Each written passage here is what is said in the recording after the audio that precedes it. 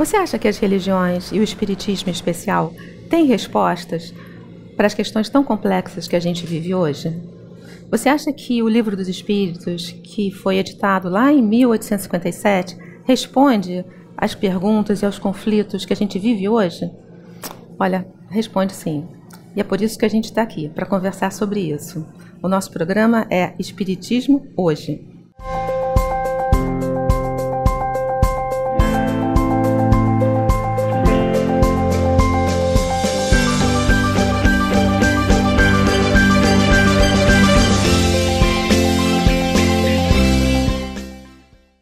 O nosso tema é fuga.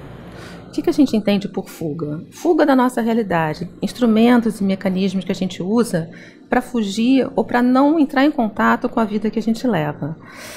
E quem é a nossa entrevistada é uma especialista no assunto. Na realidade, ela é especializada em dependência química, mas ela vai falar sobre comportamentos compulsivos. A nossa entrevistada é a Adriana Pfeiffer e ela é conselheira em dependência química do Grupo de Apoio Espírita Rosângela Lima, o GAEROL. E quem está aqui conosco é uma mocidade ativa, uma mocidade do Centro Espírita Irmã Rosa. Eu vou apresentar o pessoal. Essa é a Bárbara, ela tem 19 anos. O Carlos, ele tem 16 anos. A Iris, que tem 17 anos. E o Ari, que tem 20 anos. Bem-vinda, Adriana, ao nosso programa. Obrigada, pessoal, por estar todo mundo aqui. A gente está hoje no Centro Espírita Irmã Rosa. Então, eu vou começar fazendo duas perguntas que foram feitas por Kardec no Livro dos Espíritos, para a gente começar esse assunto. Vamos lá, Adriana. A primeira pergunta vou falar sobre livre-arbítrio. As predisposições instintivas que o homem traz ao nascer não são um obstáculo ao exercício do livre-arbítrio? A resposta que os espíritos nos deram. As predisposições instintivas são as do espírito antes da sua encarnação. Conforme for ele mais ou menos avançado, elas podem solicitá-lo para atos repreensíveis.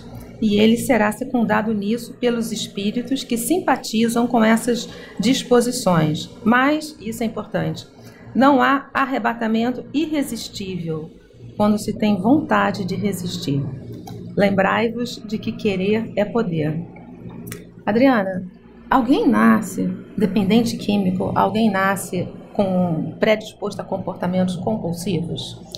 Mônica, eu vou começar essa resposta trazendo aqui para gente aquela que serve de base sólida para os nossos estudos.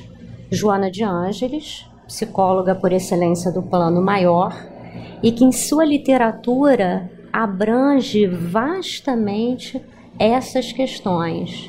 E assim, traduzindo as palavras de Joana, ela vai trazer para a gente, Mônica, que não há sombra de dúvida que esses comportamentos de consumo do químico ou outros comportamentos compulsivos, eles trazem ao indivíduo um casamento de prazer com a fuga. E aí Joana nos responde, mas por que nós fugimos? Né? Por que tantos comportamentos que são nitidamente fugas psicológicas, fugas das nossas realidades cotidianas? Porque ela diz o seguinte: nós todos, espíritos a caminho na Terra, espíritos de provas e expiações, trazemos lá no inconsciente profundo marcas dos nossos equívocos de reencarnações anteriores. E essas marcas, elas vão nos causando mal-estares tão ostensivos que nos geram uma sensação de aprisionamento. Ela usa essa palavra mesmo, sensação de aprisionamento, como se fosse um emparedamento. E aí eu pergunto, quem está preso quer o quê? Quem está preso quer fugir. Essa então a explicação muito clara e que norteia os nossos trabalhos do porquê tantos comportamentos de fuga, tantos comportamentos compulsivos. Mas aí nós temos também o respaldo da doutrina que não há arrastamento irresistível. Nenhum de nós vem para o atual processo encarnatório sem estar absolutamente instrumentalizado com tudo que é necessário para vencer as suas mazelas, sejam elas quais forem. Os comportamentos compulsivos, outros transtornos psiquiátricos, doenças do comportamento, coisas mais sérias, coisas menos sérias, né? As dependências, a dependência química, a dependência de sexo, de jogo, outros comportamentos nessa área, ou até mesmo questões mais simples do nosso dia a dia. Antes de passar para o pessoal, eu queria te fazer uma pergunta. Como o conhecimento espírita pode nos ajudar a combater isso, pode nos ajudar a reforçar a nossa vontade para superar essas restrições? Mônica, é interessante você perguntar isso, porque exatamente essa semana nós estávamos fechando um outro estudo e nós, em vários momentos, a equipe, quando está organizando os seus trabalhos, nós trabalhamos braços dados. Doutrina espírita, literatura espírita e material técnico. E a gente vê o tempo todo, que agora eu vou falar um pouquinho mais da minha área de atuação mais direta, que é a dependência química, nós vemos o tempo todo que recuperação em dependência química e doutrina espírita é absolutamente a mesma coisa. Porque apesar dos meios técnicos e científicos usarem outros nomes, o tempo todo isso perpassa a questão da reforma íntima. Então, o Livro dos Espíritos, na verdade, é um manual para como nos colocarmos em recuperação dessas nossas mazelas. Entre elas, sim, a dependência química. E fora isso, nós entendemos que o dependente químico, para estar em recuperação, ele precisa estar atendido em todas as suas necessidades. Por isso, o tratamento do Gaerol passa pelas questões que envolvem o aconselhamento em dependência química, psicologia, a psiquiatria, o serviço social, a parte da arte na recuperação e, como viés principal, o tratamento espiritual. Acho que a Bárbara tem uma pergunta sobre isso. Né, Bárbara? Eu queria saber se na nossa própria programação espiritual é possível que a dependência venha como um tipo de prova. Então vamos pensar junto, Bárbara. Nós somos espíritos fadados à perfeição. Um dia vamos chegar lá, né? Viemos para cada um dos nossos processos reencarnatórios para quê? Para melhorar, né?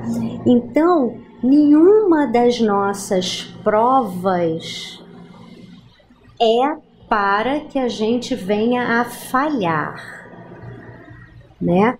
A gente vem para cá, como eu falei com a Mônica, instrumentalizado para dar conta e nos livrarmos de alguns comprometimentos do passado e adquirirmos mais méritos no nosso processo evolutivo, né? Então, a dependência química, ela na verdade não é prova.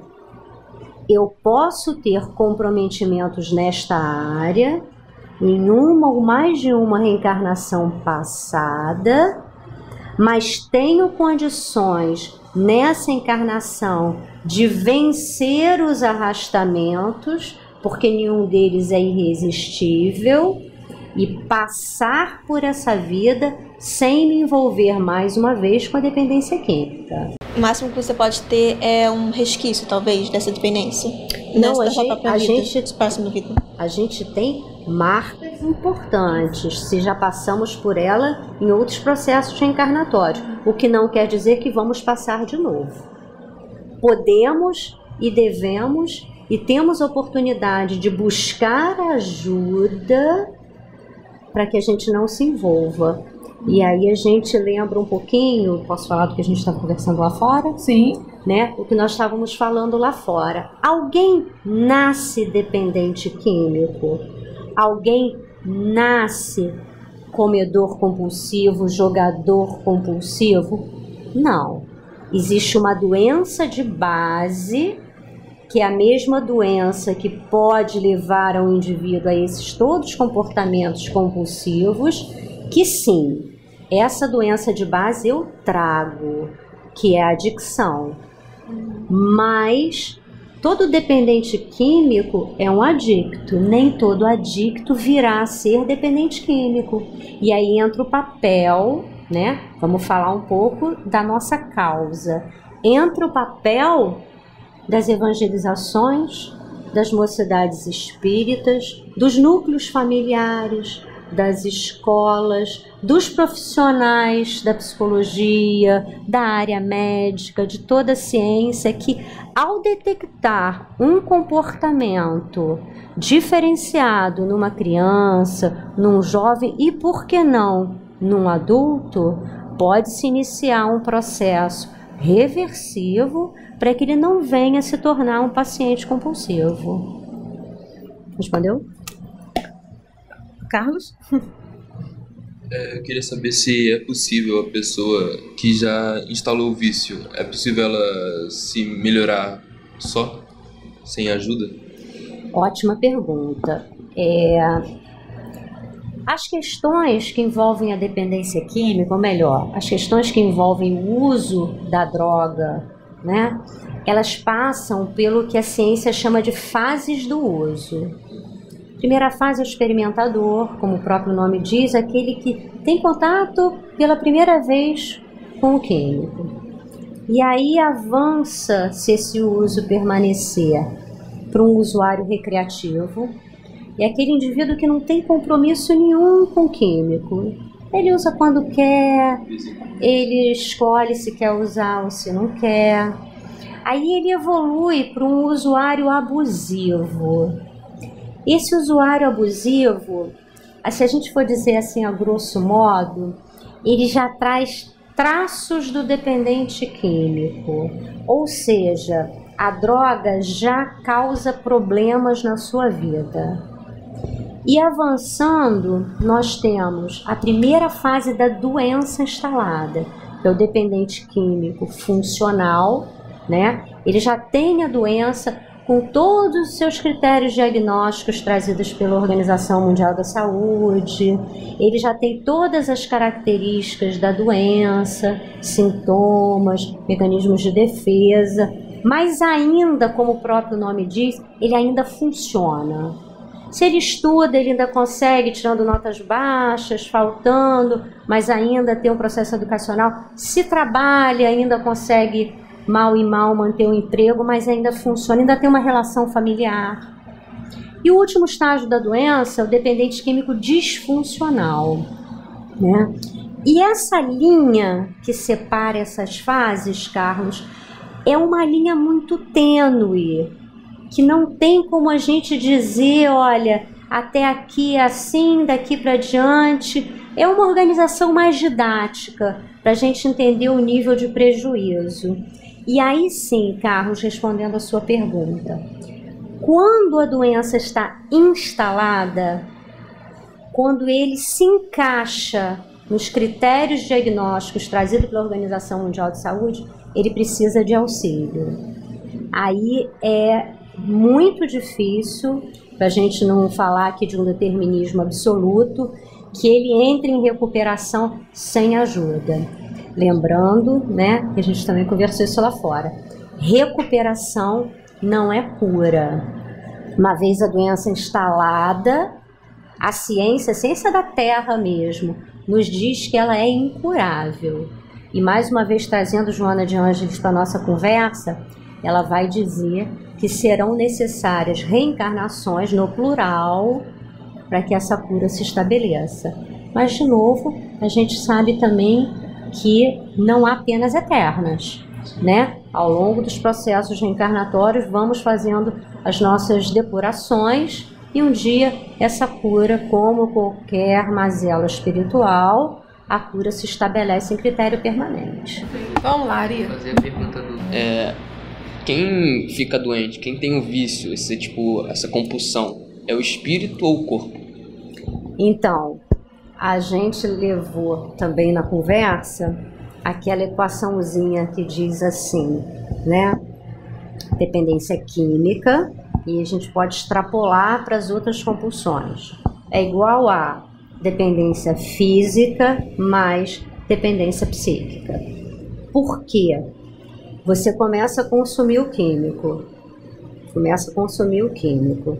Em algum momento, o químico cumpre o seu papel, que é se assenhorar do corpo físico. Ele instala essa dependência física.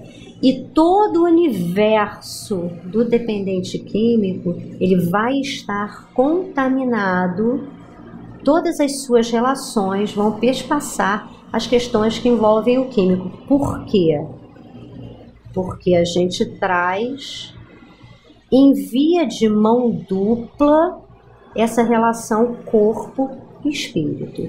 Eu uso o químico através do corpo, faz registro perispiritual, e aí eu adoeço o espírito. E aí numa próxima encarnação, eu tenho esse espírito endividado, né? Frase de Joana de Ângeles. Gente, eu vou ter que pagar a Joana de Ângeles hoje para usar ela tanto assim. Mas enfim, a psicogênese da drogadição encontra-se no espírito endividado. Então o espírito, ele vai refletir no corpo físico. Aí a gente tem esse caminho de mão dupla. Voltando a uma pergunta que eu já te fiz, Adriana, mas só para a gente dar um exemplo. Então, eu sou um jovem, um espírito que já veio com restrições e cresço num ambiente complicado, um ambiente de agressividade, um ambiente difícil, tenho baixa autoestima e a minha turma é uma turma que vai para balada, que usa droga, e eu quero estar junto com eles, porque eu preciso me sentir fazendo parte de um grupo. Como é que a gente pode ajudar a esse jovem que traz já uma história espiritual e psíquica restritiva e que vive também num ambiente de restrição e de baixa autoestima? Então, Mônica, uma das características da doença dependência química, a gente não vai falar de todas aqui por conta da restrição do horário, é ser uma doença multifária. Já ouviram falar nisso? A doença multifária é o seguinte, não tem como eu pegar um fator, tá? Isolar ele e dizer que ele é o causador da dependência química. São inúmeros fatores. Fatores sociais, psicológicos, hereditários, genéticos, geográficos, emocionais, e por aí a gente vai. Na verdade, Mônica, isso é a ciência que se encontra meio que encurralada, porque ela não sabe dizer qual é o causador da dependência química, ainda com agravante. O que é fator para um, não é fator para outro.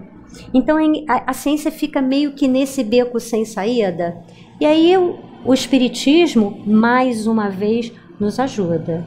Porque, na verdade, o grande causador da dependência química é o espírito endividado. Então eu tenho esse jovem que você abordou, com toda essa conjunção. O que eu posso fazer para ajudá-lo?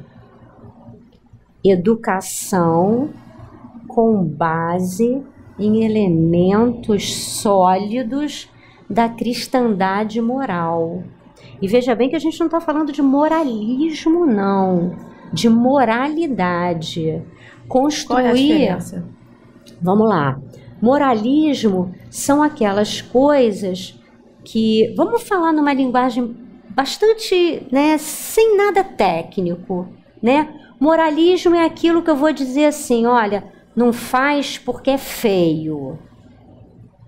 Uma base moral é construída através de uma autoridade, através de valores, de consciência, de exemplo e de explicações racionais, que a doutrina espírita é a fé raciocinada, do porquê aquilo não é bom ou vai dar esse ou aquele resultado. Por exemplo, o tratamento, né? Quando a gente está recuperando em tratamento, ninguém vai dizer para ele, olha, faz isso, não faz aquilo. Doutrina espírita, a gente vai sinalizar, por aqui, vai dar aqui. É o que você continua querendo? Não, não é. Então, se você for por aqui, vai dar lá. Diferente do que você vem construindo até hoje. Então, se eu pego esse jovem que você citou e consigo supri-lo com bases sólidas de cristandade moral, quando, né, vier o instinto daquilo que eu construí, que esse jovem construiu em provavelmente diversos processos reencarnatórios, ele entra em rota de colisão.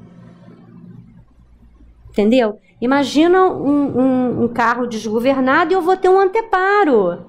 E aí ele tem bases de construir raciocínios, porque nosso nível de espírito, a gente ainda precisa ir pelo raciocínio. A nossa emoção ainda é doente, Mônica, senão não estaríamos mais na Terra, né? Então ele consegue ter bases de raciocínio diferenciadas para construir alguma coisa diferente do entorno que o cerca. Ele encontra um sentido, é isso. Aquilo deixa de fazer sentido para ele, porque ele consegue encontrar um outro sentido. Um outro sentido, um outro caminho e outras possibilidades de realização que ele nunca tinha nem aventado a hipótese. Interessante. Alguém mais quer fazer alguma pergunta? Então, é muito difícil entrar numa recuperação? Tipo, você conseguir se recuperar 100%? Por conta... Vou falar um pouquinho das estatísticas, né? Que era o que a gente estava conversando antes. As estatísticas de recuperação, elas são muito desalentadoras, são alarmantes mesmo, né? Em média, quem busca recuperação para dependência química, nós temos em média 10% de sucesso.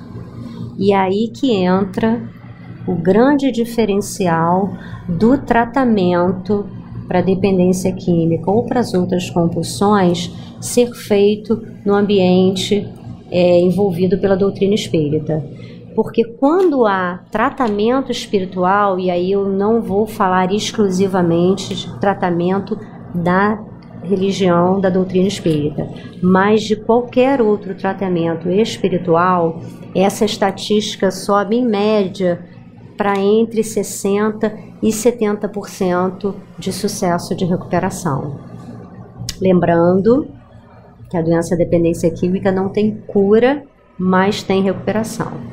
Onde o dependente químico verdadeiramente em recuperação vem a ter uma vida tão ou mais saudável do que outros indivíduos que nunca passaram pela questão. Bárbara, você tem uma pergunta, né?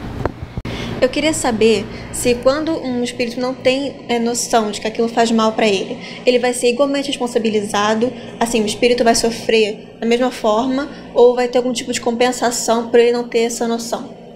Em todas as mazelas espirituais, Bárbara, todas as nossas dificuldades, todos os nossos equívocos, todos os nossos erros, isso independente das doenças compulsivas, dos transtornos de comportamento ou qualquer outra questão, nós sempre vamos estar envolvidos com agravantes e atenuantes, né? Na literatura espírita a gente encontra muito isso em relação aos casos de suicídio. Qual era o nível de conhecimento que você tinha sobre o assunto? O que você teve de ajuda ou de desajuda, né? Sabe aquela frasezinha assim, a quem muito é dado, muito será cobrado? né? Então, realmente, não há como estar na mesma situação um jovem que tem tudo o que nós temos aqui em termos de conhecimento e ainda assim optar por um caminho mais complicado, ter as mesmas consequências do que um jovem numa situação de absoluta entrega a si mesmo, né? Mas a gente vai sempre voltar à questão que a Mônica começou. Não há arrastamentos irresistíveis. Somos individualidades e não há o que o outro faça, o que o outro diga ou que o outro me abandone que vai me isentar das responsabilidades sobre os meus atos. Mas os atenuantes e agravantes são um fato. Então, pessoal, a gente está chegando ao fim do nosso programa de hoje e eu vou pedir para a Adriana dar suas últimas palavras, mas sem antes, eu queria dizer que é um tema que a gente falou especificamente sobre dependência química. É um tema que a gente vai voltar, porque comportamento compulsivo e fuga, né, como a gente falou no início, aborda muito mais questões do que exclusivamente dependência química. Vou deixar a Adriana agora dar uma mensagem final.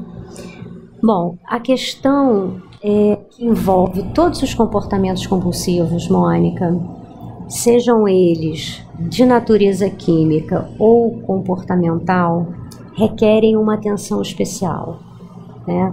E o que eu gostaria de deixar aqui hoje, Mônica, é a ideia de que as casas espíritas precisam estar conscientes dessas doenças para poderem se instrumentalizar, se preparar, se capacitar para receber os companheiros que chegam em grande sofrimento trazendo essas demandas. São doenças que envolvem sim o corpo físico, então precisamos de tratamento técnico também. Quando a gente leva para uma casa espírita que nos solicita a apresentação de todo o trabalho do Gaerol, é com esse objetivo, de capacitar os núcleos de atendimento com o tratamento técnico, que anda de braços dados com a doutrina espírita, mas que não pode ser esquecido. Tá bom? Tá ótimo, Adriana. Eu queria te agradecer a tua presença, agradecer a participação da Bárbara, do Ari, do Carlos e da Iris.